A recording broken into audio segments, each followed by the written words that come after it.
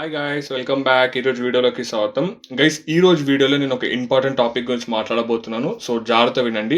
General గా మనము ఒక్కొక్క ఫీల్డ్ అనేది ఉంటుందన్నమాట. అంటే ఒక్కొక్క జనరేషన్ కి లేకపోతే ఒక్కొక్క సెంచరీకి ఒక్కొక్క ఫీల్డ్ అనేది మెయిన్ అన్నమాట. మనం ఇప్పుడు గతంలో తీసుకుంటే ఆయిల్ అనేది ఒక పెద్ద ఫీల్డ్ అన్నమాట. ఎవరెవరైతే ఆయిల్ ఫీల్డ్ లోకి దిగారో, ఎవరెవరైతే ఆయిల్ ఫీల్డ్ లో జాయిన్ అయ్యారో, లేకపోతే దాంట్లో ఒక బిజినెస్ కానివ్వండి, స్టార్ట్అప్ కానీ ఏదైనా చేశారో వాళ్ళందరూ ఇప్పుడు చాలా ధనవంతులుగా బతుకుతున్నారు. అండ్ సెకండ్ జనరేషన్ వచ్చేసరికి ఇప్పుడు ద మెయిన్ థింగ్ ఏంటి అంటే టెక్నాలజీ. ఎవరైతే టెక్నాలజీ తీసుకున్నారో, లైక్ మీకు గూగుల్ తీసుకోవచ్చు, అమెజాన్ తీసుకోవచ్చు, లేకపోతే యాపిల్ తీసుకోవచ్చు, ఏదైనా కానివ్వండి, టెక్నాలజీ ఫీల్డ్ లోకి దిగిన వాళ్ళందరూ ఇప్పుడు చాలా టాప్ లో ఉన్నారు. అండ్ వాళ్ళందరూ చాలా ధనికులుగా లేకపోతే ధనవంతులుగా బతుకుతున్నారు. అండ్ నెక్స్ట్ రాబోయే అతిపెద్ద మార్కెట్ ఏది, లేకపోతే one of the most important market ఏంటిది? మనకు తెలిసినంత వరకు ఇప్పుడు ప్రపంచంలో ఉన్న అత్యంత పెద్ద మార్కెట్ క్యాపిటలైజేషన్ ఉన్న కంపెనీ ఒక ఆయిల్ బేస్డ్ కంపెనీ అనమాట. దాని వాల్యూ అనేది $2.5 ట్రిలియన్ కంటే ఎక్కువ ఉంది. అండ్ సెకండ్ ప్లేస్ లో మనకి యాపిల్ అనేది కనిపిస్తుంది. యాపిల్ ఒక వాల్యూ అనేది $2 ట్రిలియన్ దాకా ఉందన్నమాట. $2 ట్రిలియన్ అంటే అబౌట్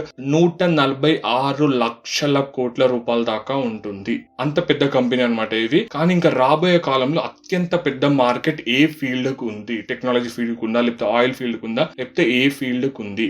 అండ్ నేను ఈ రోజు వీడియోలో చెప్పబోయే ఈ ఫీల్డ్ అనేది $9 ట్రిలియన్ మార్కెట్ వాల్యూ ఉంది.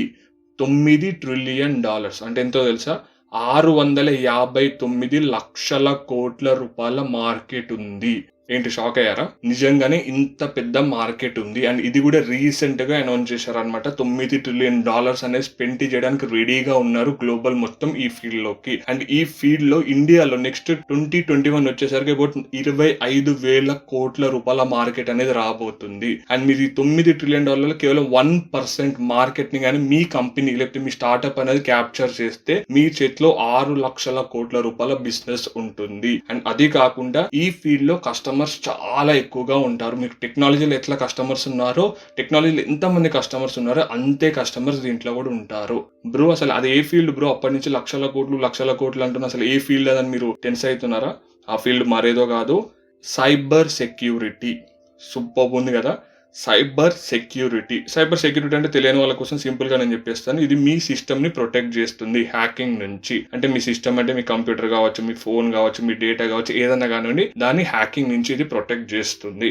అంటే వైరస్ నుంచి యాంటీవైరస్ ఎలా ప్రొటెక్ట్ చేస్తుందో అలా ఇంటర్నెట్ డేటాస్ నుంచి, మీ ఓన్ డేటాస్ నుంచి హ్యాక్ కాకుండా ఈ సైబర్ సెక్యూరిటీ అనేది ప్రొటెక్ట్ చేస్తుంది. బ్రో, అసలు నా ఫోన్ ఎవరు హ్యాక్ చేస్తారు చెప్పండి?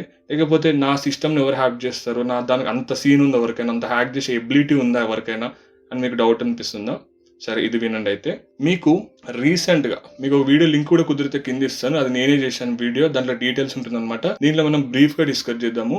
మీకు రీసెంట్గా, ఇది గతంలో లేకపోతే ఫ్యూచర్లో జరిగేది కాదు, రీసెంట్గా 2-3 మంత్స్ ముందు జరిగిన ఒక ఇన్సిడెంట్ గురించి చెప్తాను. మీకు వరల్డ్ లో అత్యంత ధనవంతుడు లేకపోతే రిచెస్ట్ పర్సన్ జెఫ్ బెజోస్ ఒక ట్విట్టర్ అకౌంట్. జెఫ్ బెజోస్ మీకంటే ధనవంతుడే. Next one Barack Obama.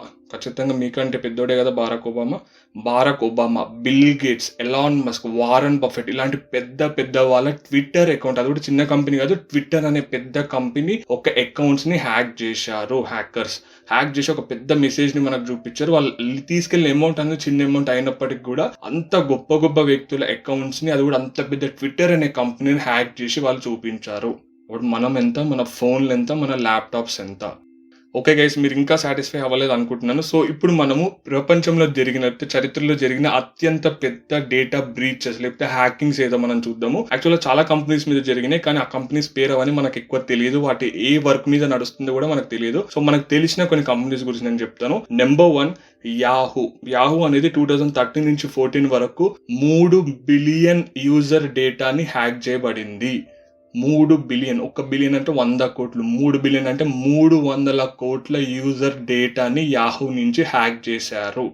User data అంటే మీ నేమ్ కానివ్వండి, email ID, password, date of birth, లేకపోతే మీ అడ్రస్ కానివ్వండి, ఎవ్రీథింగ్ అనమాట. యూజర్ డేటాని హ్యాక్ చేశారు యాహూ లాంటి పెద్ద కంపెనీ నుంచి.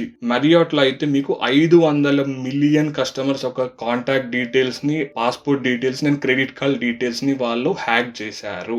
అండ్ మీరు ఇంకా సాటిస్ఫై కాకపోతే చెప్తాను. నెంబర్ 3 లింక్డ్ఇన్ లో అయితే 2006లో 165 మిలియన్ యూజర్ డేటాని హ్యాక్ చేశారు. అండ్ డబ్ స్మాష్ లో అయితే 162 మిలియన్ డేటాని హ్యాక్ చేశారు. అండ్ ఎడోబీ అయితే మనం యూజ్ చేసే ఫ్లాష్ ప్లేస్ కానివ్వండి, లేకపోతే ఫోటోషాప్ ఎడిటింగ్ అన్ని ఎడోబీలో మనం చేస్తుంటాం. ఈవెన్ వాళ్ళ అంత పెద్ద కంపెనీ నుంచి కూడా 153 మిలియన్ యూజర్ డేటాని హ్యాక్ చేశారు. అండ్ ఈబే నుంచి కూడా 145 మిలియన్ యూజర్ డేటాని హ్యాక్ చేశారు. ఇప్పుడు చెప్పండి, మన ఫోన్లు ఎంత, మన నెట్ కనెక్షన్లు ఎంత, మన సైబర్ సెక్యూరిటీ ఎంత?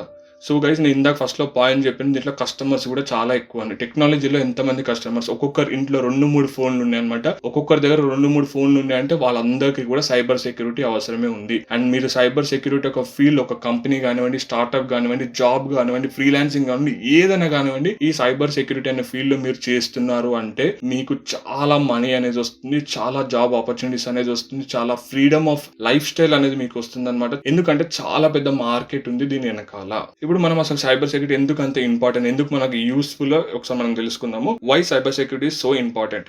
నెంబర్ 1, సైబర్ సెక్యూరిటీ యొక్క జాబ్స్ అనేది 2021 సరికి 4 మిలియన్ జాబ్స్ అనేది, లేకపోతే కొత్త జాబ్స్ అనేది వచ్చే ఛాన్సెస్ ఎక్కువగా ఉన్నట్టు రీసెర్చ్ చెప్తుంది. అండ్ నెక్స్ట్ 1, COVID-19 సిచ్యువేషన్ లో 300% అంటే 300% సైబర్ క్రైమ్స్ అనేది ఇంక్రీజ్ లో గ్లోబల్ గా కనిపిస్తుంది.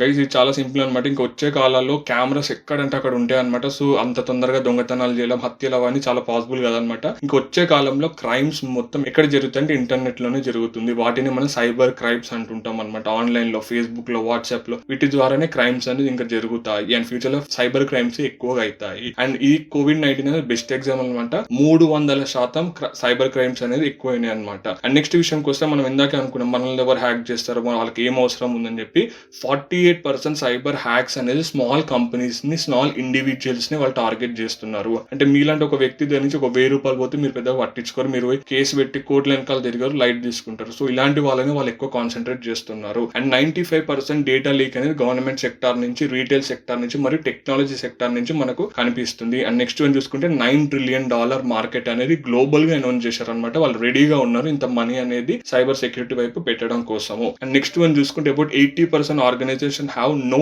Immediate response towards hacking. అంటే ప్రపంచం మొత్తంలో ఉన్న కంపెనీస్ కానివ్వండి, ఆర్గనైజేషన్ కానివ్వండి, 80% కంపెనీస్ అండ్ ఆర్గనైజేషన్ రెడీగా లేవన్నమాట. ఒక హ్యాకింగ్ జరిగితే ఇమీడియట్ గా యాక్షన్ తీసుకునే అంత పవర్ గానీ లేకపోతే సెక్యూరిటీ గానీ వాళ్ళ దగ్గర లేదు. అండ్ నెక్స్ట్ విషయంలోకి వస్తే only 5% companies are completely protected. And వీళ్ళు కూడా అంటే 5% కంపెనీస్ మాత్రమే హైలీ ప్రొటెక్టెడ్ ఉన్నాయి. అది కూడా చాలా మందిని ఎంప్లాయ్ చేసుకుని వీళ్ళు ఇంత ప్రొటెక్టెడ్ గా ఉన్నారు. అండ్ నెక్స్ట్ విషయంకి వస్తే internet usage is going to increase a lot. And ఇండియాలో చూసుకున్నా కానీ ఇండియాలో కేవలం 16-20% మెంబర్స్ మాత్రమే ఇంటర్నెట్ యూజ్ చేస్తున్నారు. ఒకసారి ఆలోచించి చూడండి, ఇంకో 30-40% పెరిగినా కానీ ఇంటర్నెట్ యూసేజ్ అనేది ఇంకా చాలా పెరిగిపోతుంది అనమాట.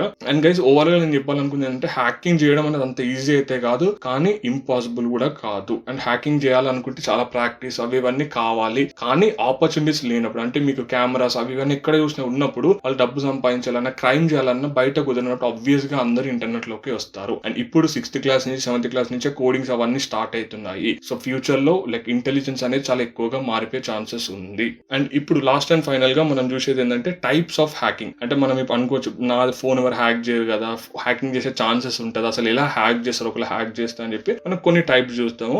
నెంబర్ 1, ట్రోజన్ అంటే వైరస్ అనమాట. ట్రోజన్ వైరస్ సిస్టమ్ యూజ్ చేసే వాళ్ళు చాలా మంది తెలిసి ఉండొచ్చు. ఈ వైరస్ ని యూజ్ చేసి సిస్టమ్ లోకి ఎక్కిన తర్వాత ఈ వైరస్ అనేది చాలా ప్రాబ్లమ్స్ సృష్టిస్తుంది అనమాట. ఈవెన్ డేటా లీకింగ్ అవి ఇవి కాకుండా చాలా ప్రాబ్లమ్స్ అనేది ఈ ట్రోజన్ వైరసెస్ చేస్తాయి అనమాట.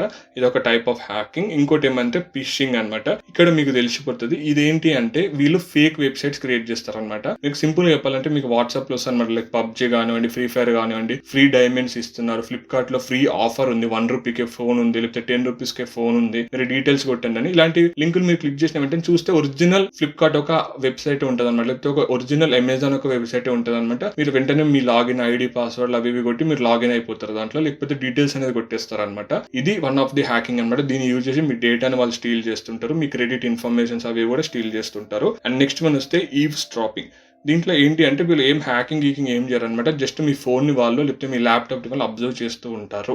అండ్ నెక్స్ట్ మనకి వస్తే ఫేక్ వ్యాప్ అనమాట. ఫేక్ వ్యాప్ అంటే ఇది ఒక వైఫై బేస్డ్ అనమాట. ఒక ఫేక్ వైఫైని క్రియేట్ చేస్తారు. ఇది జనరల్ గా రష్ ఉన్న ఏరియాస్ లో చేస్తారనమాట. రైల్వే స్టేషన్ లో లేకపోతే ఎయిర్పోర్ట్స్ అక్కడిక్కడ చేస్తుంటారు అనమాట. ఏంటంటే ఫ్రీ వైఫై, ఓపెన్ వైఫై ఇచ్చేస్తారు. ఓపెన్ వైఫై అన్న వెంటనే అందరు దాంట్లోకి వెళ్ళి లాగిన్ అయిపోతారు అనమాట. అప్పుడు మెల్లగా ఈ వైఫై యూజ్ చేసి డేటాని వాళ్ళు ట్రాన్స్ఫర్ చేసుకుంటారు. And next one key logger అనమాట. కీ లాగర్ అంటే ఇక్కడ వీళ్ళు మీ కీప్యాడ్ ని ట్రాక్ చేస్తుంటారు అనమాట. అంటే మీ కీప్యాడ్ మీద మీరు ఏమేమి టైప్ చేస్తున్నారు, పాస్వర్డ్స్ కానివ్వండి లేకపోతే ఇన్ఫర్మేషన్ కానివ్వండి, ఇవన్నిటిని వీళ్ళు ట్రాక్ చేస్తుంటారు. ఇది చాలా కంపెనీస్ కూడా చేస్తాయి అనమాట. అంటే మీరు అసలు ఏం సర్చ్ చేస్తున్నారు మీ ఫోన్ లో అని తెలుసుకోవడం కోసం, అంటే ఏ ప్రోడక్ట్ సర్చ్ చేస్తున్నారు, వాషింగ్ మిషన్స్, టీవీస్, అలాంటి కంపెనీస్ కొన్ని కీ లాగర్ యూజ్ చేసి ఇవి చేస్తుంటారు అనమాట. అండ్ నెక్స్ట్ వన్స్ వచ్చేసరికి సోషల్ ఇంజనీర్స్ అనమాట. అది చాలా సింపుల్ అనమాట. మీకు కొన్ని మూవీస్ కూడా చాలా ఫేమస్ అయినాయి. ఇక్కడ ఏం చేస్తారు అంటే మీకు కాల్ చేసి మీ ఓటీపీస్ అవి ఇవన్నీ అడుగుతూ ఉంటారు. మీకు ఆబ్వియస్ గా తెలిసి ఉండొచ్చు, చాలా మంది ఇప్పుడు ఫోన్ చేసిన వెంటనే చాలా పేటిఎంస్ ఇవన్నీ కూడా ఇన్ఫర్మేషన్ ఇస్తున్నారు, మీ ఓటీపీస్ ఎవరికి చెప్పొద్దు అని. సో దీంట్లో వాళ్ళు ఏం చేస్తారంటే ఓటీపీస్ అవి ఇవి కనుక్కొని హ్యాకింగ్ చేయడానికి ట్రై చేస్తుంటారు. అండ్ నెక్స్ట్ వన్ వచ్చేసరికి బెయిట్ అండ్ స్విచ్ అనమాట. ఇక్కడ ఏంటంటే ఫేక్ యాడ్స్ అవి ఇవి చూపిస్తారు అనమాట. అంటే ఇలా ఉంది, ఫ్రీ ఉంది, అది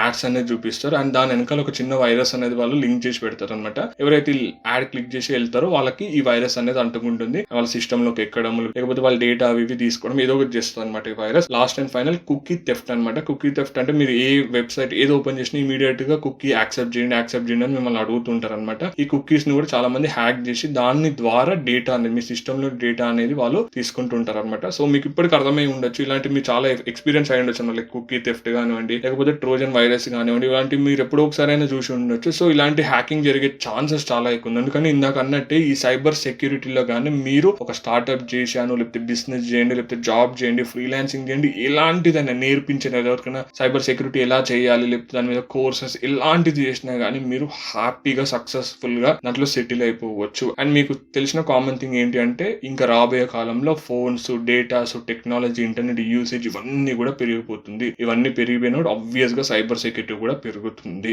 సో గైస్ మీకు ఓవరాల్ గా అర్థమైంది అనుకుంటా సైబర్ సెక్యూరిటీ అనేది ఎందుకు రాబోయే కాలంలో అత్యంత పెద్ద ఇండస్ట్రీగా మారబోతుందో. అండ్ మీకు ఇంట్రెస్ట్ ఉంటే ఖచ్చితంగా సైబర్ సెక్యూరిటీ వైపు అడిగేయచ్చు మీరు. అండ్ మీకు ఇంకా ఇలాంటివి కావాలనుకుంటే ఖచ్చితంగా ఛానల్ సబ్స్క్రైబ్ చేయండి. అండ్ ఇంకేమైనా టాపిక్స్ గురించి కావాలంటే ఖచ్చితంగా కింద కామెంట్ చేయండి. Thanks friends, thanks for watching and bye.